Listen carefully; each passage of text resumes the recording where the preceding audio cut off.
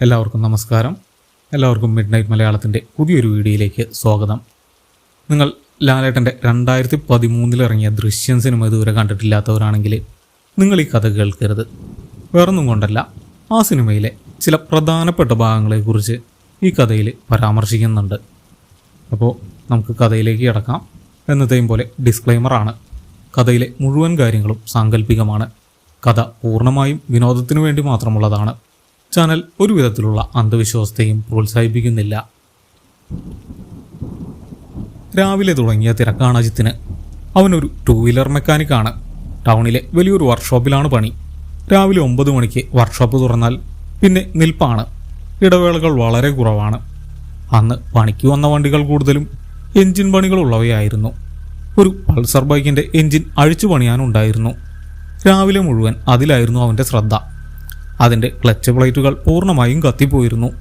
പുതിയത് വാങ്ങിയിടണം. സ്പാനറുകളും മറ്റു പണിയായുധങ്ങളും ഉപയോഗിച്ച് ഓരോ ഭാഗവും അഴിച്ചെടുക്കുമ്പോൾ അവൻ്റെ കൈകളിലെ പേശികൾ വലിഞ്ഞു മുറുകുന്നുണ്ടായിരുന്നു. ഉച്ചയ്ക്ക് ഭക്ഷണം കഴിക്കാൻ പോലും കൃത്യസമയത്ത് പോകാൻ പറ്റിയില്ല. കൂടെ പണിയെടുക്കുന്ന ബാബുവും അവനും മാറി മാറിയാണ് വണ്ടികൾ നോക്കിയത്. വൈകുന്നേരമായപ്പോഴേക്കും അജിത്തിന് കടുത്ത ക്ഷീണം തോന്നി തുടങ്ങി. കൈകാലുകളിൽ ചെറിയ കഴപ്പ്. രാവിലെ മുതൽ കുനിഞ്ഞും ചെരിഞ്ഞും നിന്നുമുള്ള പണിയാണ്. നടുവിന് നല്ല വേദനയുണ്ടായിരുന്നു. 6 മണിക്ക് കട അടയ്ക്കുന്ന സമയത്താണ് ഒരു കസ്റ്റമർ വണ്ടി സർവീസ് ചെയ്യാൻ കൊണ്ടുവന്നത്. നാളെ നോക്കാമെന്ന് പറഞ്ഞെങ്കിലും അയാൾക്ക് അത്യാവശ്യമാണെന്ന് പറഞ്ഞു.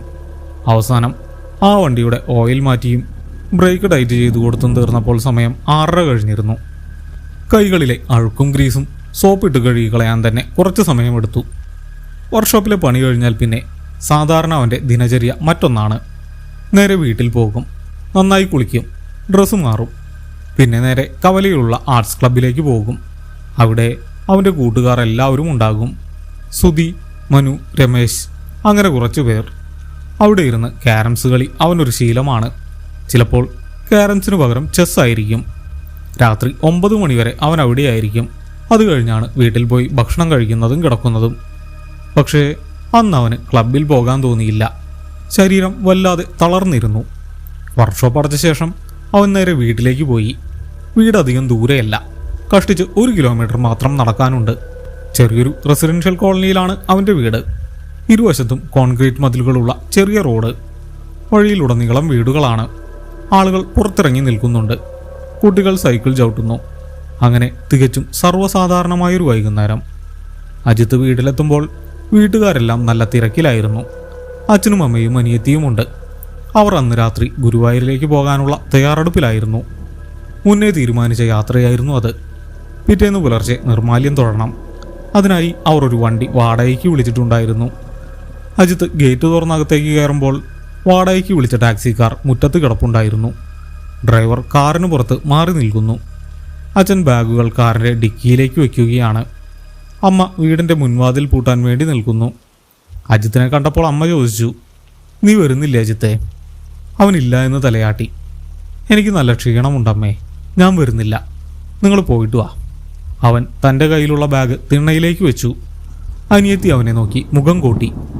"ഏട്ടൻ ഇപ്പോഴും ഇങ്ങനെയാ, എവിടെ പോകാൻ വിളിച്ചാലും വരില്ല." അവൾ പരാതി പറഞ്ഞു. "എനിക്ക് വയ്യ മോളെ, രാവിലെ മുതൽ നിന്ന നിൽപ്പാണ്, നടുവ് അനക്കാൻ പോലും വയ്യ." അവൻ സത്യം പറഞ്ഞു. അച്ഛൻ ഡിക്കി അടച്ച ശേഷം അവൻ്റെ അടുത്തേക്ക് വന്നു. "എന്നാൽ നീ കിടന്നുറങ്ങിക്കോ, രാത്രി എങ്ങോട്ടും പോകാൻ നിൽക്കണ്ട. വീടിൻ്റെ വാതിലെല്ലാം ശരിക്കടയ്ക്കണം. ഞങ്ങൾ നാളെ ഉച്ചയാകുമ്പോഴേക്കും എത്തും." അജിത്ത് തലയാട്ടി. അവന് കഴിക്കാനുള്ള ഭക്ഷണം അടുക്കളയിലെ മേശപ്പുറത്തെടുത്ത് വെച്ചിട്ടുണ്ടെന്ന് അമ്മ പറഞ്ഞു. അവർ 3 പേരും കാറിൽ കയറി. കാർ സ്റ്റാർട്ടായി. മെല്ലെ ഗേറ്റ് കടന്നുപോയി. അജിത്ത് ഗേറ്റ് അടച്ചു കുറ്റിയിട്ടു. അവൻ തിരികെ വന്ന് വീടിൻ്റെ വാതിൽ തുറന്നകത്ത് കയറി. വീട്ടിലൊരു ശൂന്യത അനുഭവപ്പെട്ടു. സാധാരണ ആ സമയത്ത് വീട്ടിൽ നല്ല ബഹളമാണ്. അനിയത്തിയുടെ പാട്ട്, അമ്മയുടെ സംസാരം, TV-യുടെ ശബ്ദം. ഇപ്പോൾ അതൊന്നുമില്ല. അജിത്ത് നേരെ തൻ്റെ മുറിയിലേക്ക് പോയി. ഷർട്ടൂരി മാറ്റി ഒരു തോർത്തെടുത്ത് നേരെ കുളിമുറിയിലേക്ക് പോയി. പൈപ്പ് തുറന്ന് വെള്ളം തലയിലേക്ക് ഒഴിച്ചപ്പോൾ വല്ലാത്തൊരു ആശ്വാസം തോന്നി. സോപ്പ് പതപ്പിച്ച് ശരീരത്തിലെ അഴുക്കെല്ലാം കളഞ്ഞു. കുളി കഴിഞ്ഞ് പുറത്തിറങ്ങി പുതിയ വസ്ത്രങ്ങൾ ധരിച്ച് നേരെ അടുക്കളയിലേക്ക് നടന്നു.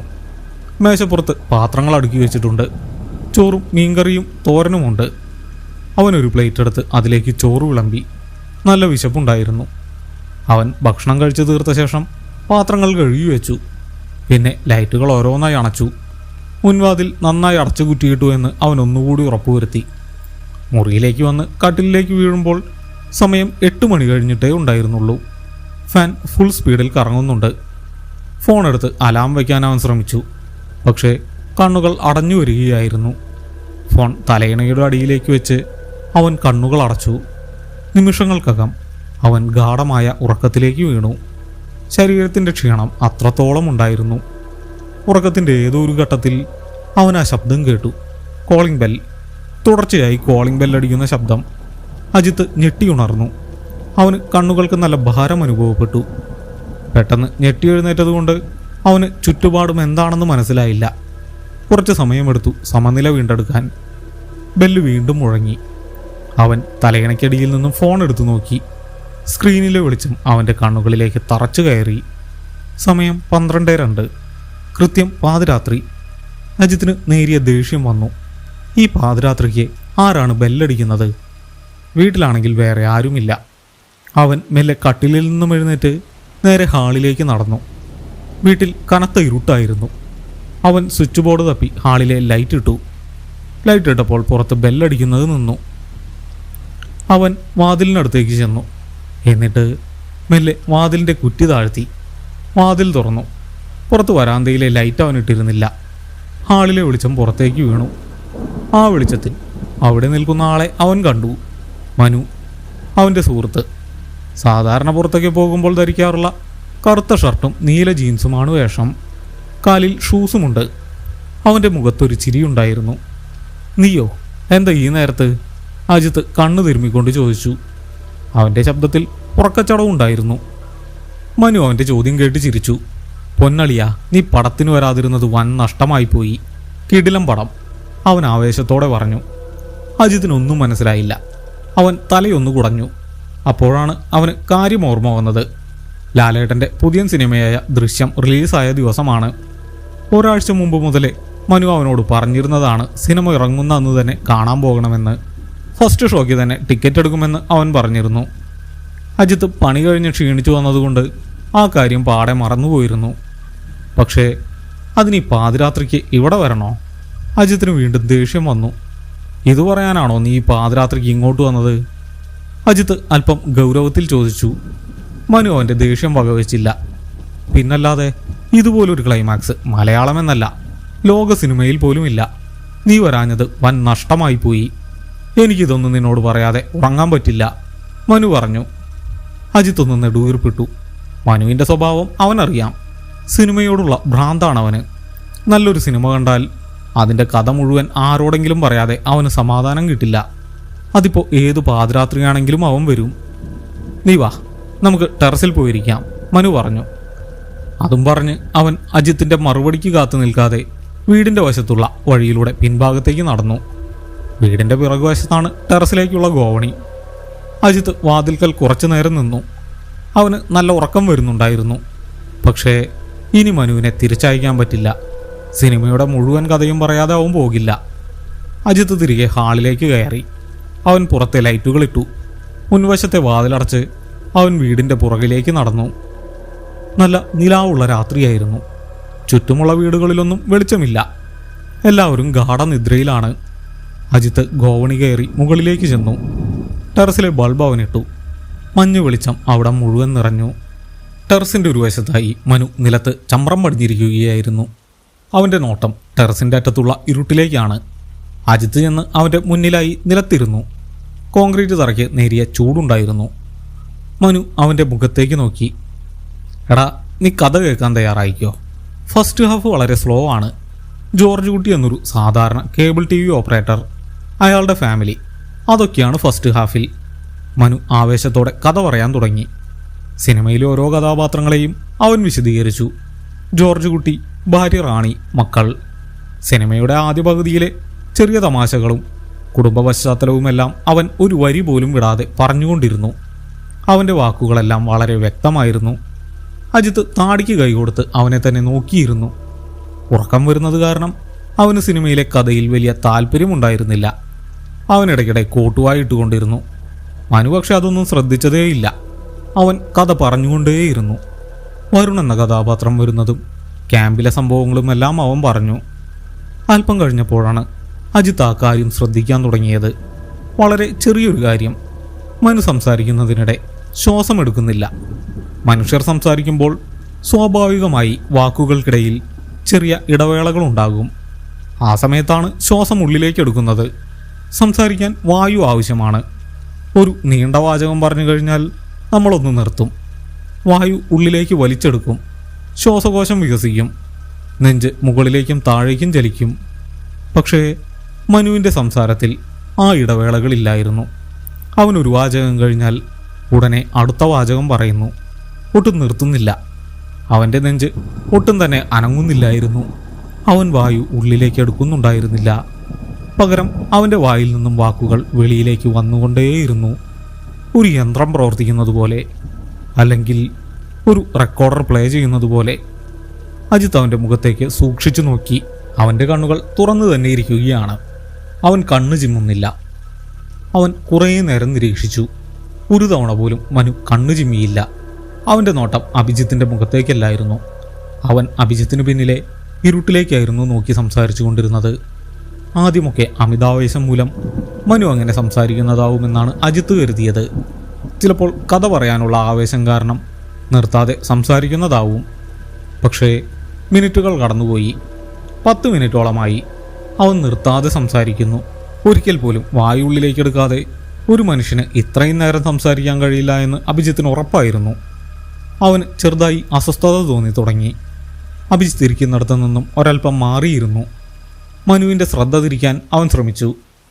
എടാ, അപ്പോൾ ആ വരുൺ എങ്ങനെയാ ആ വീഡിയോ ഫോണിൽ കാണിച്ച് ഭീഷണിപ്പെടുത്തിയത്? അഭിജിത്ത് ഇടയ്ക്ക് കയറി ചോദിച്ചു.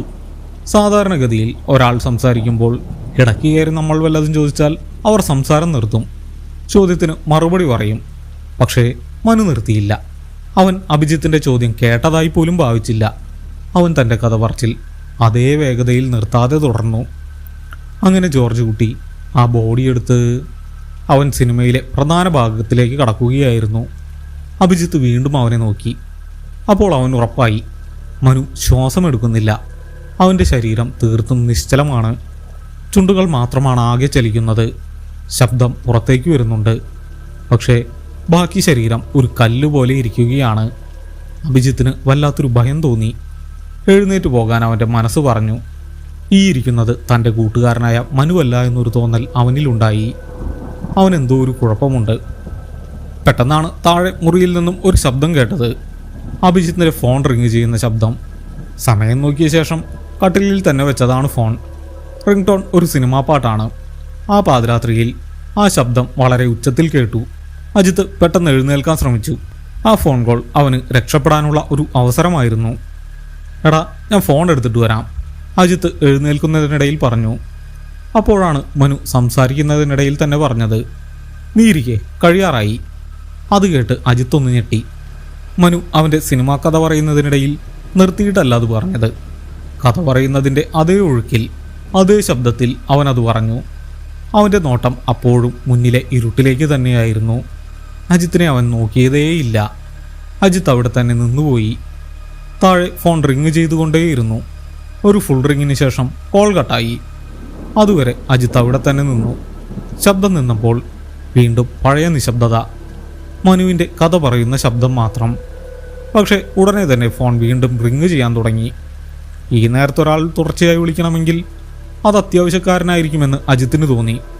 അവൻ കൂടുതലൊന്നും ആലോചിച്ചില്ല. അവൻ വേഗം നടന്ന് ഗോവണിപ്പടി ഇറങ്ങാൻ തുടങ്ങി. അവൻ പടികൾ ഇറങ്ങുമ്പോഴും മുകളിൽ നിന്നും മനുവിൻ്റെ ശബ്ദം കേൾക്കാമായിരുന്നു. തൻ്റെ മുന്നിൽ ഒരാളിരിക്കുന്നുണ്ട് എന്ന പോലെ അവൻ സിനിമയുടെ ബാക്കി ഭാഗം പറഞ്ഞുകൊണ്ടേയിരുന്നു. അങ്ങനെ ജോർജ് കുട്ടി ആ കാറാക്കുളത്തിലേക്ക്.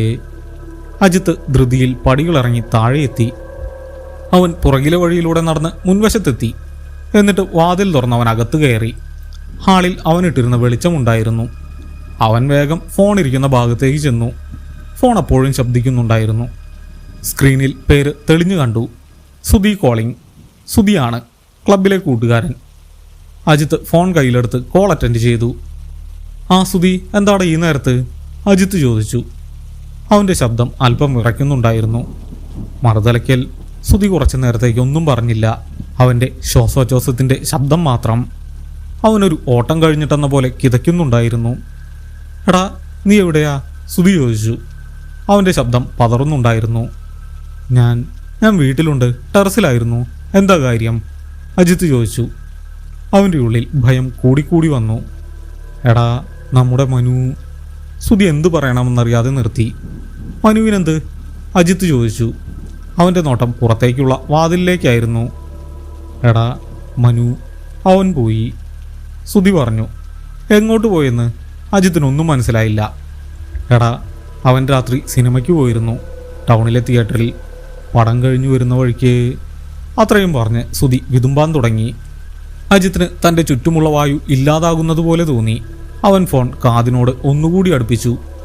വരുന്ന വഴിക്ക് അവൻ്റെ ബൈക്ക് ഒരു ലോറിയുമായി കൂട്ടിയിടിച്ചു. എതിരെ വന്ന തമിഴ്നാട് വണ്ടിയാ. അവൻ്റെ വണ്ടി അതിനടിയിലേക്ക് കയറിപ്പോയി. സ്പോട്ടിൽ വെച്ച് തന്നെ അവൻ. സുധിക്ക് വാചകം പൂർത്തിയാക്കാൻ കഴിഞ്ഞില്ല. അവൻ്റെ കരച്ചിൽ ഫോണിലൂടെ മുഴങ്ങി. അജിത്ത് ഒന്നും മിണ്ടിയില്ല. അവൻ്റെ തലച്ചോറ് മരവിച്ചു. ബോഡി ഇപ്പോൾ താലൂക്ക് ആശുപത്രിയിലാണുള്ളത്. അവൻ്റെ വീട്ടുകാരും വന്നിട്ടുണ്ട്. നീ വേഗം വാ. അത്രയും പറഞ്ഞ് സുധി ഫോൺ വെച്ചു. അവൻ്റെ കയ്യിൽ നിന്നും ഫോൺ താഴേക്ക് വീണു. അത് തറയിൽ വീണ് ശബ്ദമുണ്ടാക്കി. അജിത്തിൻ്റെ കയ്യും കാലും വിറയ്ക്കാൻ തുടങ്ങി. തൻ്റെ ശരീരത്തിൻ്റെ നിയന്ത്രണം നഷ്ടപ്പെടുന്നതുപോലെ അവന് തോന്നി. സുധി പറഞ്ഞത് സത്യമാണെങ്കിൽ, മനു അപകടത്തിൽ മരിച്ചെങ്കിൽ തന്നോട് ഇത്രയും നേരം സംസാരിച്ചു കൊണ്ടിരുന്നത് ആരാണ്? ആരാണിപ്പോൾ വീടിൻ്റെ ടെറസിലിരുന്ന് നിർത്താതെ സംസാരിക്കുന്നത്? ഫോൺ തറയിൽ വീണ് കിടന്നു. അജിത്ത് അനങ്ങാനാവാതെ നിന്നു. അവൻ്റെ ചിന്തകൾ പൂർണ്ണമായും സ്തംഭിച്ചു പോയിരുന്നു. സുധി പറഞ്ഞ വാചകങ്ങൾ അവൻ്റെ കാതുകളിൽ ആവർത്തിച്ച് മുഴങ്ങിക്കൊണ്ടേയിരുന്നു. ലോറിയുമായി കൂട്ടിയിടിച്ചു. സ്പോട്ടിൽ വെച്ച് തന്നെ അവൻ. അങ്ങനെയാണെങ്കിൽ മുകളിലെ ടെറസിലിരുന്ന് തന്നോട് ഇത്രയും നേരം സംസാരിച്ചതാരാണ്? ആ ശബ്ദം മനുവിൻ്റേതാണ്. അവൻ പറഞ്ഞ കാര്യങ്ങൾ അവൻ്റെ സ്വന്തം ശൈലിയിലുള്ളതാണ്. പക്ഷേ സുധി കള്ളം പറയില്ല, പ്രത്യേകിച്ച് ഈ നേരത്ത്. ഇതുപോലൊരു കാര്യത്തെക്കുറിച്ച് അവൻ പറഞ്ഞത് സത്യമാണ്. അതവൻ്റെ ശബ്ദത്തിൽ നിന്നും തന്നെ വ്യക്തമാണ്. ആശുപത്രിയിൽ അവൻ്റെ വീട്ടുകാർ എത്തിയിട്ടുണ്ട് എന്നാണ് സുധി പറഞ്ഞത്. മനു മരിച്ചു എന്നത് ഒരു യാഥാർത്ഥ്യമാണ്. അജിത്തിൻ്റെ നോട്ടം മുൻവാതിലിലേക്കായിരുന്നു. അത് പകുതി തുറന്നു കിടക്കുകയാണ്. താൻ ടെറസിൽ നിന്നും താഴേക്കിറങ്ങി വന്നപ്പോൾ ധൃതിയിൽ അത് പൂർണ്ണമായും അടയ്ക്കാൻ മറന്നുപോയിരുന്നു. ഹാളിലെ വെളിച്ചം ആ തുറന്ന വാതിലിലൂടെ പുറത്തെ വരാന്തയിലേക്ക് ഒരു നീളൻ ചതുരത്തിൽ വീണ് കിടക്കുന്നുണ്ട്. പുറത്ത് നല്ല ഇരുട്ടാണ്. ടെറസിൽ നിന്നും ആ ശബ്ദം ഇപ്പോഴും കേൾക്കുന്നുണ്ട്. മനുവിൻ്റെ ശബ്ദം. ഒരു വാചകം കഴിഞ്ഞാൽ അടുത്ത വാചകം എന്ന രീതിയിൽ യാതൊരു വികാരവുമില്ലാതെ അവൻ സിനിമയുടെ ക്ലൈമാക്സ് പറഞ്ഞുകൊണ്ടേയിരിക്കുകയാണ്. വാതിൽ തുറന്നു കിടക്കുകയാണ് എന്ന ചിന്ത അജിത്തിനെ വല്ലാതെ പരിഭ്രാന്തനാക്കി. ആർക്കും ഏത് നിമിഷവും ആ വാതിലിലൂടെ അകത്തേക്ക് വരാം. അവൻ വാതിലിന് നേരെ കുതിച്ചു. അവൻ്റെ കാലുകൾക്ക് വല്ലാത്ത കനം തോന്നി. മുട്ടുകൾ കൂട്ടിയിടിക്കുന്നുണ്ടായിരുന്നു. വളരെ പാടുപെട്ടാണ് അവൻ ഓരോ ചുവടും വെച്ചത്. വാതിലിനടുത്തേക്ക് എത്തിയതും അവൻ പുറത്തെ ഇരുട്ടിലേക്ക് നോക്കാതിരിക്കാൻ പ്രത്യേകം ശ്രദ്ധിച്ചു. നോട്ടം തറയിൽ തന്നെ ഉറപ്പിച്ചു നിർത്തി. അവൻ വലത് കൈ നീട്ടി വാതിലിൻ്റെ പിടിയിൽ മുറുകെ പിടിച്ചു. തനിക്കുള്ള സർവ്വശക്തിയുമെടുത്ത് അവൻ ആ മരവാതിൽ വലിച്ചടച്ചു. വാതിലടഞ്ഞ ഉടൻ അവൻ വേഗം അതിൻ്റെ കുറ്റിയിട്ടു. മുകളിലെ വലിയ ഓടാമ്പൽ അവൻ വലിച്ചിട്ടു. താഴത്തെ ചെറിയ കുറ്റിയും അവനിട്ടു. എന്നിട്ടും അവന് സമാധാനം കിട്ടിയില്ല. അവൻ ആ വാതിലിൽ തന്നെ ചേർന്ന് നിന്നു. അവൻ്റെ നെഞ്ചിടിപ്പിൻ്റെ ശബ്ദം ആ ഹാളിൽ മുഴങ്ങി. വീടിനുള്ളിലെ ഹാളിൽ ലൈറ്റിൻ്റെ വെളിച്ചം മാത്രമാണുള്ളത്. അജിത്ത് ചെവി വട്ടം പിടിച്ചു. പുറത്തുനിന്നും എന്തെങ്കിലും ശബ്ദം കേൾക്കുന്നുണ്ടോ? ആദ്യം അവന് ഒന്നും കേൾക്കാൻ കഴിഞ്ഞില്ല. അവൻ കാതു കൂർപ്പിച്ചു. ടെറസിൽ മനുവിൻ്റെ ശബ്ദം കേൾക്കുന്നുണ്ട്. പെട്ടെന്നാണ് അത് സംഭവിച്ചത്. ഒരു വാചകത്തിൻ്റെ പകുതിക്ക് വെച്ച് പൊടുന്നനെ ആ ശബ്ദം അങ്ങില്ലാതായി. ആ നിശബ്ദത അജിത്തിനെ കൂടുതൽ ഭയപ്പെടുത്തി. വീടിനുള്ളിലെ ശൂന്യത അവനെ ശ്വാസം മുട്ടിച്ചു. അവൻ ഫോണെടുത്ത് സുധിയെ വിളിച്ച് അവിടെ നടക്കുന്ന കാര്യങ്ങൾ പറയണമെന്ന് ആഗ്രഹിച്ചു. അല്ലെങ്കിൽ പോലീസിനെയോ അല്ലെങ്കിൽ തൊട്ടടുത്ത വീട്ടിലെ ആരെങ്കിലുമൊക്കെ ഒന്ന് വിളിക്കണം. അവൻ വാതിലിൽ നിന്നും മെല്ലെ പിന്നോട്ട് മാറി തറയിൽ കിടക്കുന്ന ഫോണിനടുത്തേക്ക് നടന്നു. താഴെ വീണതിൻ്റെ ആഘാതത്തിൽ ഫോണിൻ്റെ സ്ക്രീൻ പൊട്ടിയിട്ടുണ്ട്. കുറെ വിള്ളലുകൾ സ്ക്രീനിൽ കാണാം. എങ്കിലും അതിൻ്റെ ഡിസ്പ്ലേ പോയിട്ടില്ല. അവൻ കുനിഞ്ഞ് അത് കയ്യിലെടുത്തു. വിറയ്ക്കുന്ന വിരലുകൾ കൊണ്ട് അവൻ സ്ക്രീനിൽ തൊട്ടു. ടച്ച് കൃത്യമായി പ്രവർത്തിക്കുന്നില്ല. സ്ക്രീൻ ലോക്ക് തുറക്കാൻ അവൻ പലതവണ ശ്രമിച്ചു. ഒടുവിൽ അത് തുറന്നു വന്നു. സുധിയുടെ നമ്പറിലേക്ക് അവൻ കോൾ ചെയ്തു. ഫോൺ ചെവിയോട് ചേർത്ത് അവൻ കാത്തു നിന്നു. റിങ് ചെയ്യുന്നുണ്ട്, പക്ഷേ ആരും എടുക്കുന്നില്ല. അവൻ വീണ്ടും വിളിച്ചു. ഇത്തവണ കോൾ കണക്റ്റ് ആകുന്നതിന് മുമ്പ് തന്നെ കട്ടായി പോയി. നെറ്റ്വർക്ക് ഇല്ല എന്ന് ഫോണിൽ കാണിച്ചു. അപ്പോഴാണ് പുറത്തുനിന്നും ആ ശബ്ദം കേട്ടത്. ഒരു മനുഷ്യൻ്റെ കാൽപ്പെരുമാറ്റം. വീടിൻ്റെ പുറകിലെ കോണിപ്പടികൾ ഇറങ്ങി വരുന്ന ശബ്ദം. ഒറ്റയടിക്ക് ഓടി ഇറങ്ങി വരികയല്ല, ഓരോ പടിയിലും കൃത്യമായി ചവിട്ടി സാവധാനത്തിലാണ് ആ നടത്തം. ഷൂസിട്ട കാലുകൾ കോൺക്രീറ്റ് പടികളിൽ പതിക്കുന്ന ശബ്ദം ആ രാത്രിയിൽ വളരെ ദൂരേക്ക് കേൾക്കാമായിരുന്നു. പടികളിറങ്ങി ആ രൂപം താഴേക്ക് എത്തിയിരിക്കുന്നു. ഇപ്പോൾ ആ കാലൊച്ചകൾ വീടിൻ്റെ വശങ്ങളിലെ വഴിയിലൂടെ മുൻവശത്തേക്ക് നടന്നു വരികയാണ്. അജിത്ത് ഫോൺ കയ്യിൽ മുറുകെ പിടിച്ചു. അവൻ നിന്നിടത്തു നിന്നും മെല്ലെ പിന്നോട്ട് നടന്നു. തൻ്റെ മുറിയിലേക്ക് കയറി ഒളിക്കണം, വാതിലടയ്ക്കണം. അവൻ ഓരോ ചൂടും പിന്നോട്ട് വെച്ചു. അവൻ്റെ നോട്ടം മുൻവാതിലിലേക്ക് തന്നെയായിരുന്നു. കാലൊച്ചകൾ വരാന്തയിലേക്ക് കയറി. മുൻവാതിലിന് നേരെ പുറത്ത് അത് വന്നു നിന്നു. മുഴുവൻ ലോകവും നിശ്ചലമായതുപോലെ അവന് തോന്നി. പുറത്ത് ഒരനക്കവുമില്ല. കാൽപ്പെരുമാറ്റം നിന്നിരിക്കുന്നു. പേടിച്ച് തൻ്റെ ഹൃദയം പൊട്ടിപ്പോകുമെന്ന് വരെ അവന് തോന്നി. പെട്ടെന്ന് വാതിലിൽ ഒരു മുട്ട് കേട്ടു. ഒരു സാധാരണ മനുഷ്യൻ മുട്ടുന്നത് പോലെ ഒരു മുട്ട്. യാതൊരുവിധ അസാധാരണത്വവും അതിലില്ലായിരുന്നു. ഒരു സുഹൃത്ത് വീട്ടിൽ വരുമ്പോൾ മുട്ടുന്ന പോലെ അത്രയും സ്വാഭാവികമായൊരു ശബ്ദം. ധൃതിയോ ഭയപ്പെടുത്തലോ ഇല്ലാത്ത ഒരു സാധാരണ മുട്ട്. അജിത്ത് തൻ്റെ മുറിയുടെ വാതിൽക്കലെത്തിയിരുന്നു. അവൻ അവിടെ തന്നെ അനങ്ങാതെ നിന്നു. പുറത്തുനിന്നും മനുവിൻ്റെ ശബ്ദം കേട്ടു. അജിത്ത്, വാതിൽ തുറക്ക്, പടം തീർന്നില്ല. ശബ്ദത്തിൽ ഒരു മാറ്റവുമില്ല. താൻ ടെറസിൽ വെച്ച് കേട്ട അതേ സ്വരം. ഒരു വികാരവുമില്ലാത്ത യാന്ത്രികമായ ശബ്ദം. അജിത്തിന് ഉത്തരം പറയാൻ കഴിഞ്ഞില്ല. അവൻ്റെ ചുണ്ടുകൾ വിറച്ചു. തൊണ്ടയിൽ നിന്നും ഒരു ഞരക്കം പുറത്തേക്ക് വന്നു. ജോർജ് കുട്ടി, ആ ബോഡി എവിടെയാ കുഴിച്ചിട്ടതെന്ന് നീ കേട്ടില്ലല്ലോ. വാതിൽ തുറക്ക്, ഞാൻ ബാക്കി കൂടി പറയട്ടെ. അത് കേട്ടതും അജിത്ത് വേഗം തൻ്റെ മുറിക്കുള്ളിലേക്ക് കയറി വാതിൽ വലിച്ചടച്ച് അതിൻ്റെ കുറ്റിയും ഇട്ടു. മുറിക്കുള്ളിലെ ലൈറ്റ് ഇട്ടിരുന്നില്ല. അവൻ ഇരുട്ടിൽ കട്ടിലിന് താഴെ തറയിൽ പോയിരുന്നു. മുട്ടുകൾക്കിടയിലേക്ക് മുഖം പൂഴ്ത്തി അവൻ ചുരുണ്ടുകൂടി. പേടി കാരണം അവൻ്റെ ശരീരം വല്ലാതെ വിറയ്ക്കുന്നുണ്ടായിരുന്നു. പല്ലുകൾ തമ്മിൽ കൂട്ടിയിടിച്ചു. പുറത്തെ വാതിലിൽ വീണ്ടും ഒരു മുട്ട് കേട്ടു. ഇത്തവണ മുട്ടിൻ്റെ ശക്തി കൂടിയിരുന്നു. ഇടിക്കുന്നത് പോലെയാണ് ഇപ്പോൾ ശബ്ദം കേൾക്കുന്നത്. തുറക്കടാ, എനിക്ക് കഥ പറഞ്ഞു തീർക്കണം. മനുവിൻ്റെ ശബ്ദത്തിന് ചെറിയൊരു മാറ്റം വന്നിട്ടുണ്ട്. ദേഷ്യം വരുന്നത് പോലെയുള്ള ഒരു സ്വരം. വാതിൽ പൊളിഞ്ഞു വീഴുമോ എന്ന് തോന്നും വിധം മുൻവാതിലിലെ ഇടി അതിശക്തമായി മാറി. ഓരോ തവണ ഇടിക്കുമ്പോഴും വാതിലിൻ്റെ കട്ടിളപ്പടികൾ ഉറയ്ക്കുന്ന ശബ്ദം അജിത്തിൻ്റെ മുറി വരെ കേട്ടു. അവൻ ചെവി രണ്ടും കൈകൾ കൊണ്ട് അമർത്തി പൊത്തിപ്പിടിച്ചു. കണ്ണുകൾ ഇറുക്കി അടച്ചു. കുറച്ച് നിമിഷങ്ങൾക്ക് ശേഷം മുൻവാതിലിലെ ഇടിശബ്ദം നിന്നു. വീണ്ടും പഴയ നിശബ്ദത. അജിത്ത് മെല്ലെ കൈകൾ ചെവിയിൽ നിന്നും മാറ്റി. അവൻ ശ്വാസം വിടാൻ ശ്രമിച്ചു. ഭയം കുറയുന്നില്ല. അപ്പോഴാണ് അവനത് ശ്രദ്ധിച്ചത്. അവൻ്റെ മുറിയുടെ ജനലിൽ ഒരു തട്ടൽ. അവൻ്റെ മുറിയുടെ ജനൽ പുറത്തെ വരാന്തയിലേക്കാണ് തുറക്കുന്നത്.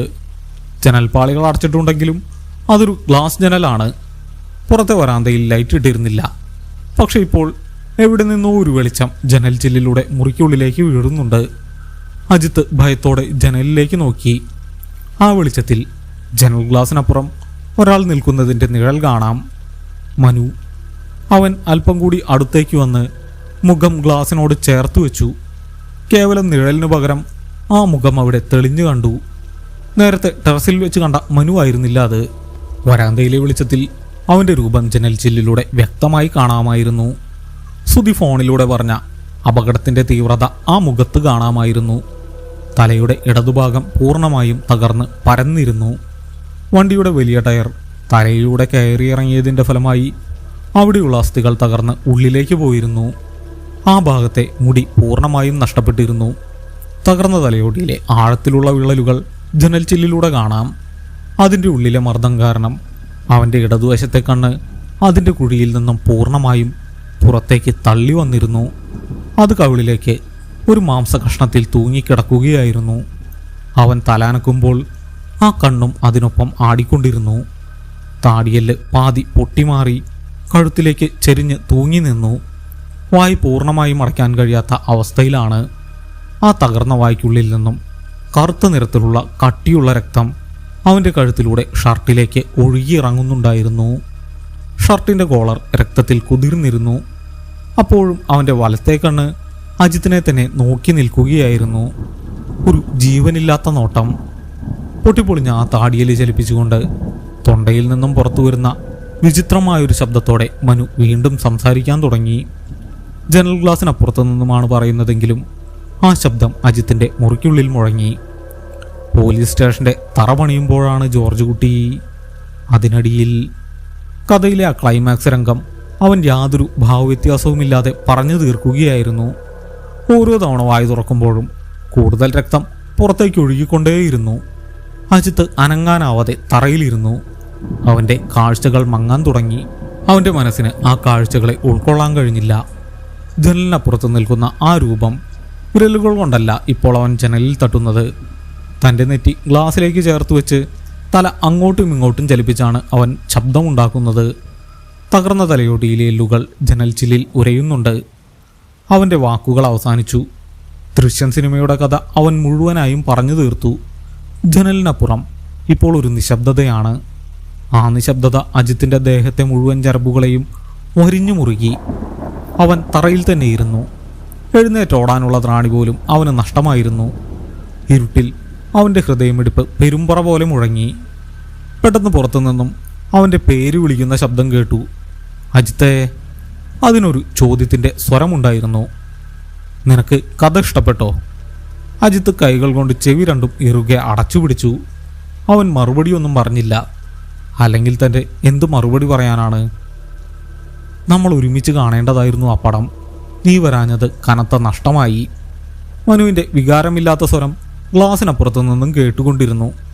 വായു തുറക്കുമ്പോൾ ഒടിഞ്ഞ താടിയല് വല്ലാതെ താഴേക്ക് തൂങ്ങുന്നുണ്ട്. അജിത്ത് കണ്ണുകൾ ഇറുക്കി അടച്ചു. നേരം വെളുക്കുന്നതുവരെ ഇങ്ങനെ ഇരിക്കാം.